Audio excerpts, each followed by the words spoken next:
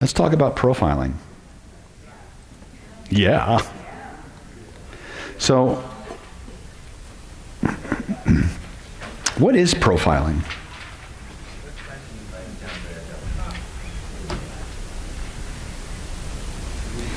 What is profiling? Now, there's a whole set of appendixes in your manual on cold reading, 30-second profiling, things of that nature. It's based on the old school of mentalism that focuses on something called cold reading. Now, the problem with old school cold reading is that it relies on extreme amounts of memorization along with sensory acuity. So a classical mentalist would memorize massive lists of data, things like the most popular names for the last 50 years, the most common colors and things of that nature. And then as they would start to mine you for information, they would start to pull these memorized facts out with a high probability of being correct because they know what the generalizations are. Does that make sense? In the I2 model, when we're intelligence gathering, we need to know certain things. We need to know, one of the things we can't ever know without dialoguing is what a person, an interaction, is what a person's character is. We can't know that until we actually spend time with them and see how they move through the world. What we can start to do is extrapolate some other things that are very useful. One of which is based on the facial map that you see behind me.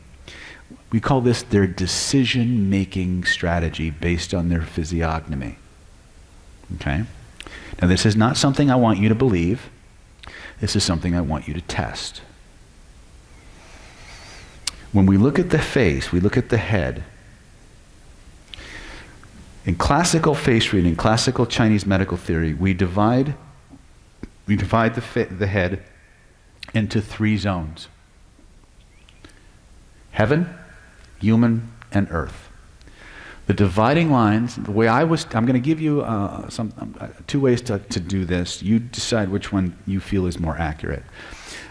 My teacher Lillian told me that when you measure the heaven zone of a person, you want to measure from the brow line to the top of the head. Instinctively, I didn't do that. I started measuring from the brow line to the hairline. And I found that to be useful as well. But the classical way, the way I was taught, measure from the brow line to the top of the head. If that zone is the largest, these people are very data-driven. Lots of people in this room with high foreheads. Right? Okay. Somebody calling me? Or is there a communication going on that shouldn't be? Okay.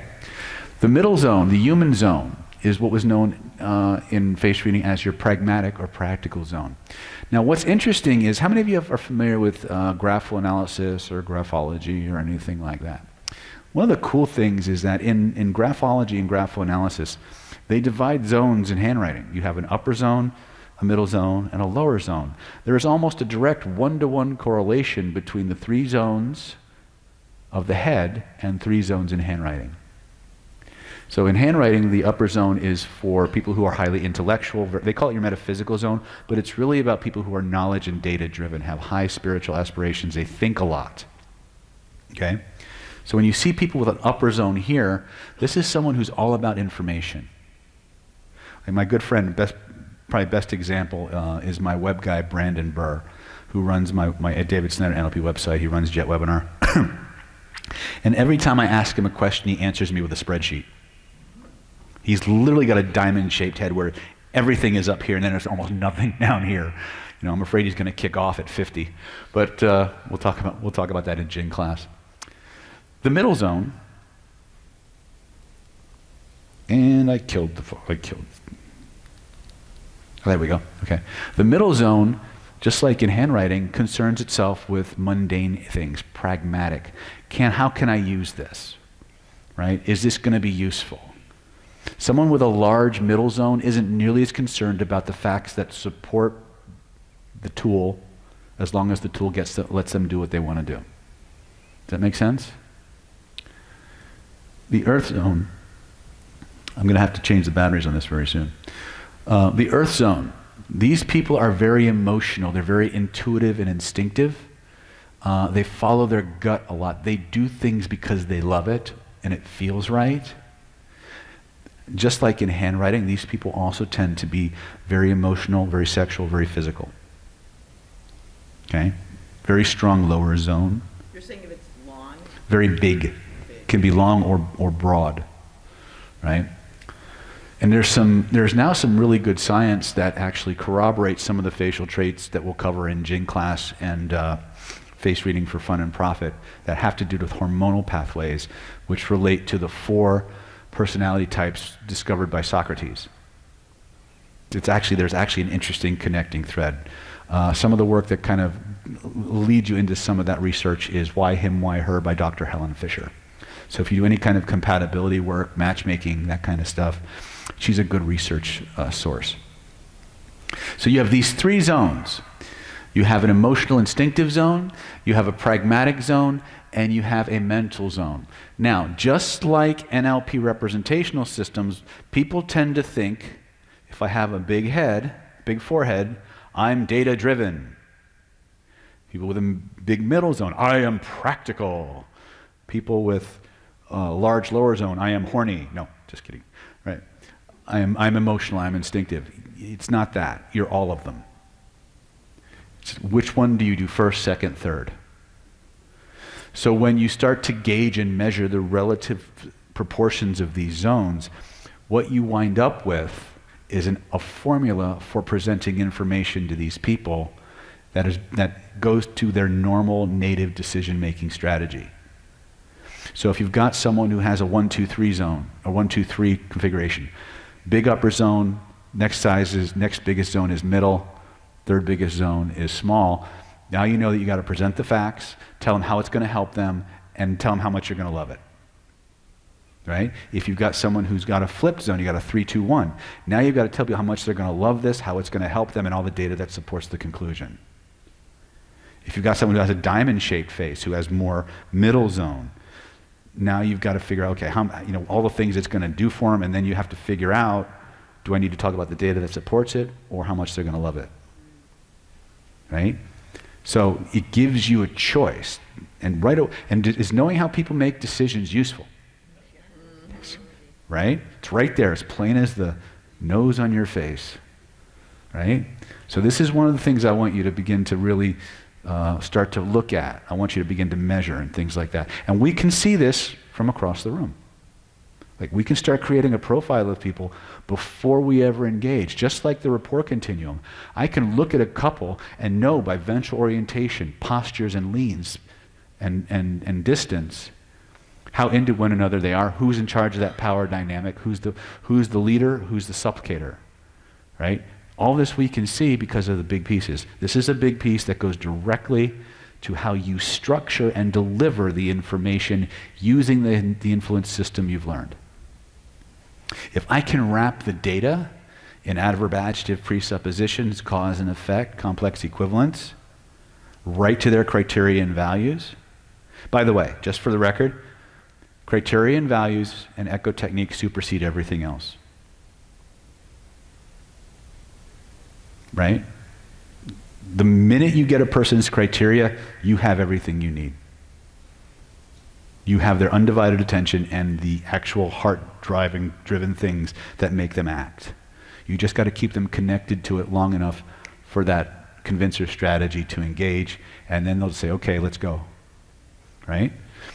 But this is another add-on. This is extra. It lets you know that, if you don't have access to their criteria and values, this is how you present.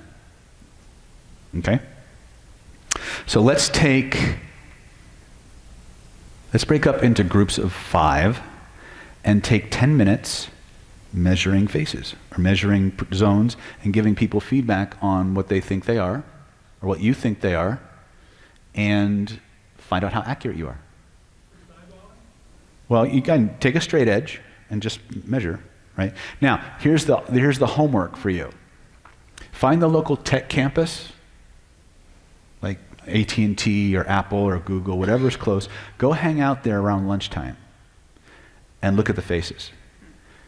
And notice all the eggheads, right? Then go to a MMA gym or a fitness center where all the Ironman and the athlete, and look at the jaw, look at the faces, and you'll see the inverse, right? These physiognomies tend to gravitate to certain activities. Okay? Questions on that? Yes? Microphone? Moss is out doing weird things, which is why there's no microphone where it needs to be. You just can't win, can you, Moss? Welcome to Seth's world.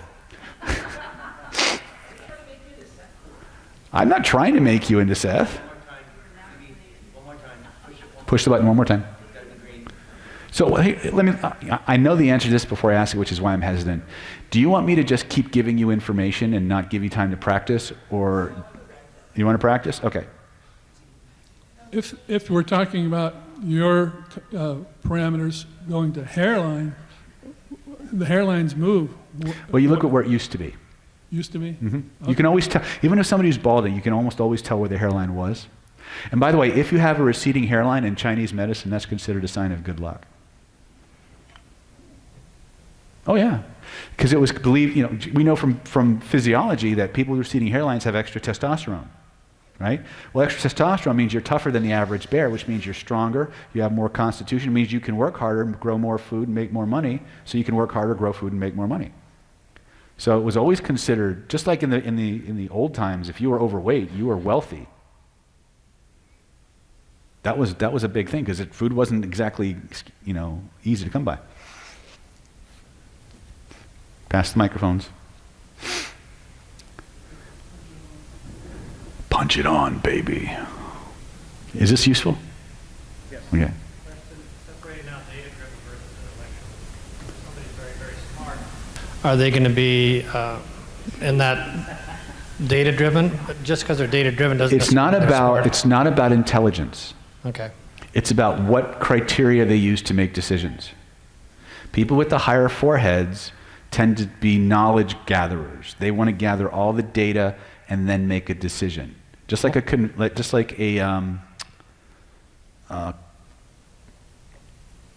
want to say convincer strategy, but I don't think that's right.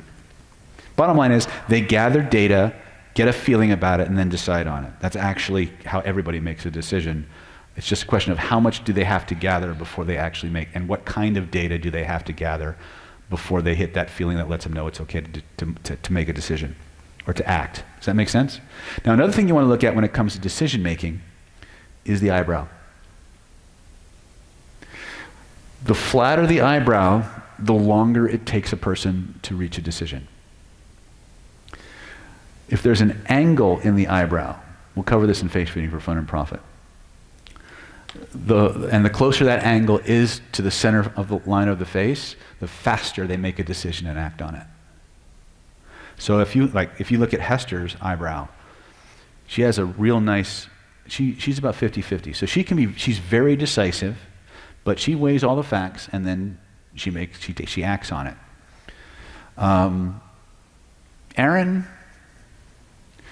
Aaron's a little bit, he takes a little bit longer to make decisions and tends to try to get the pulse of where the group is going before making his decision. So he'll be a little bit more longer to take decisions. Does that sound about right? Kind of depends on the day. Depends on the day. That sounds kind of decisive to me. What do you think? Yes? So I don't actually have eyebrows. I put eyebrows, so it's not a question of how much hair you have there. It's about the shape. It's the angle. It's the shape of the brow. It's the shape of the brow. Yeah. David he's a German eyebrow. See the sharp angle? So he weighs the information, makes a decision, and boom, he just acts. If you see people have like the little spike that just goes up here, these people ready, fire, aim. Like, they just fucking go, right? These people are at a stoplight, and the light's like on like green or whatever, and they're like, right? So if you get someone with these real long, flatter eyebrows with someone with these that's a nightmare for them, right? So again, we'll talk about more of this in face reading, but the eyebrow is my wife has these really long eyebrows. Oh my God. She takes forever to make a decision. Plus, she's metallic. So not only does she take forever to make a decision, she will meticulously plan everything out, then meticulously plan out everything, and then plan meticulously out. And she'll just keep recursing over and over and over again. And by the time she's actually started, I've done it and gone back and done it and gone back and done it and gone back 4 times because I'll just fuck up as I go fix it and keep going. Right? She'll make less mistakes, but she'll take longer to start. Did you say that image is 231? This one would be, yeah, it's closer to 231 because this zone seems a bit bigger to me. But this is pretty close. So I would go 2, 3, yeah. No, I would go 2, 1, 3 on this one. But if I know Lillian, she probably tried to make everything as equal as possible just to fuck with us. But there's not much space for the hairline. No, but Lillian goes by the top of the head. I go by the hairline. Yeah. Yeah. And you can do a lot with hairlines. Hairlines are really, really interesting. So let's get ahead and let's take 10 or 15 minutes, get into groups of 5, and just look at each other's zones and figure out what zones you're in and how accurate you are.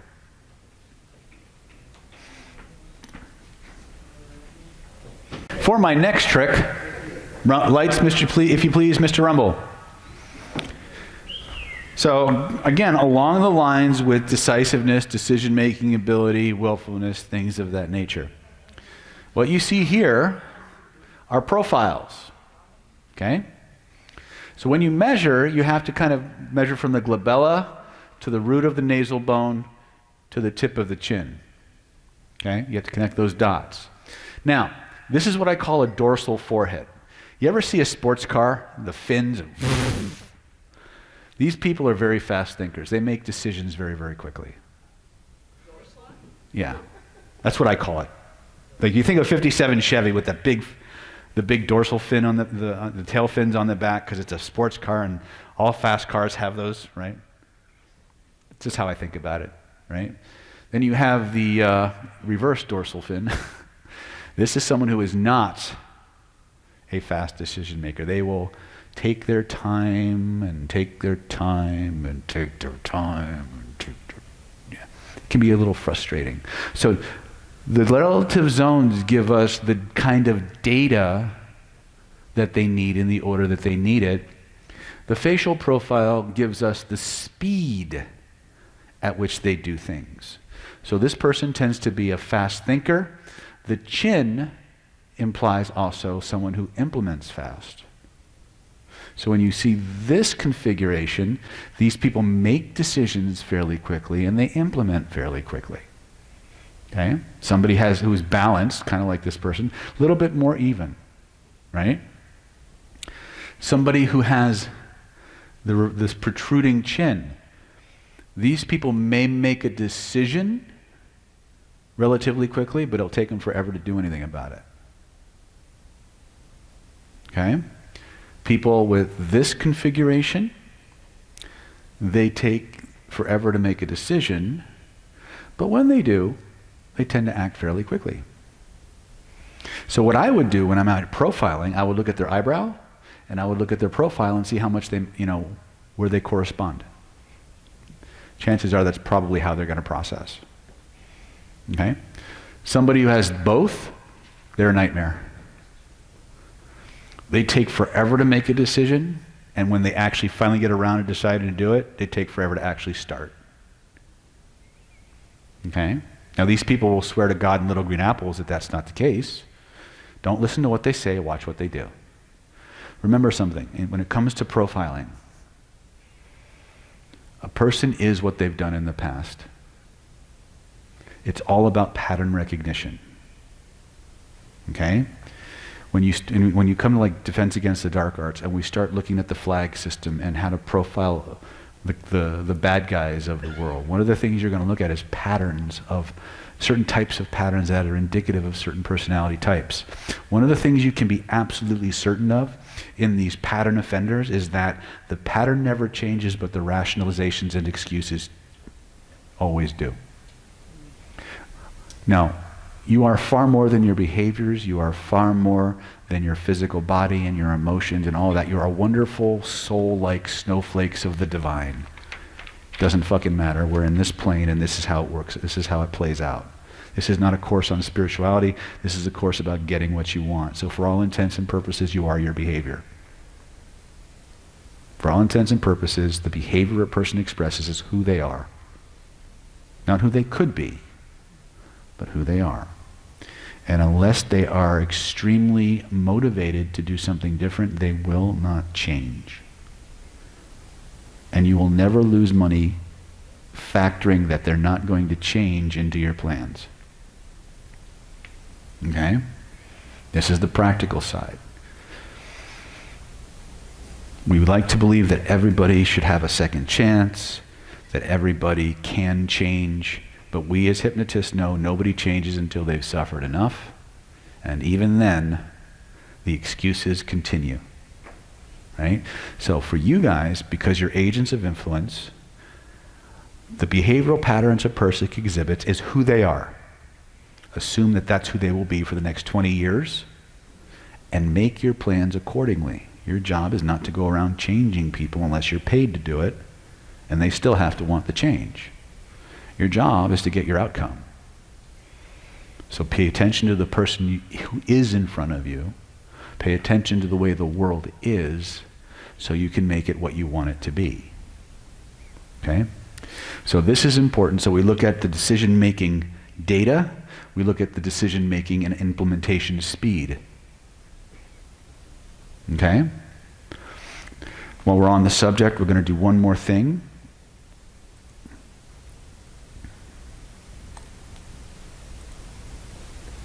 Ears.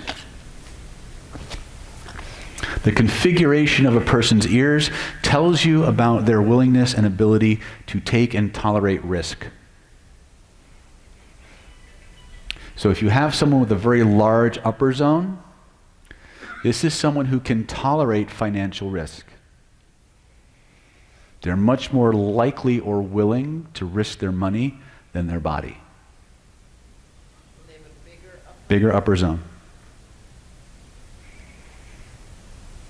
If the middle zone is bigger than the upper zone, this is someone who's more willing to risk their physical body than their money. Okay? You'll see this a lot in athletes, triathletes, things of that nature, extreme sports enthusiasts. Okay?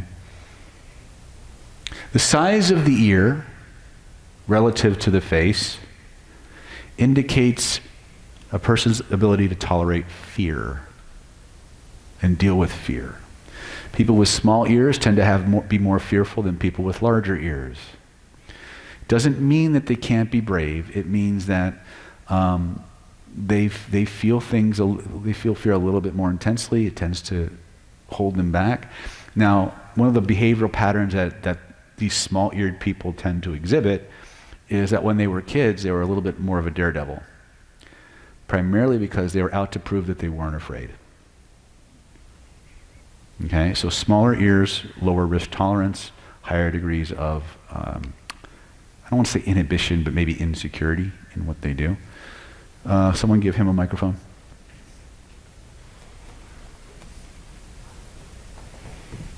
I just wanted to repeat on the larger part of the ear. The upper calyx, or the upper part of the ear, is ability to tolerate monetary and financial risk. Middle area, tolerate physical risks. Right? These people are more likely to become an MMA fighter or an extreme athlete, jump out of airplanes, things of that nature. Can someone pass the microphone to Camille?